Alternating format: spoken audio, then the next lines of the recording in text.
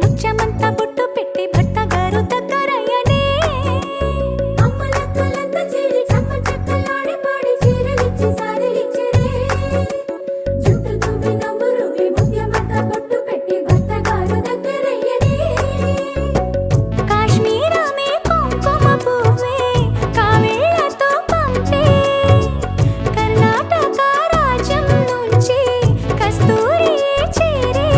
అరే ఒత్తు ఒత్తు అంటున్న ముగ్గురత్తలు కూడి ఒక్క పని చేయనివ్వరే సీతా సీమంతం రంగరంగ వైభవములే ప్రేమానందం నింగి నీల సంబర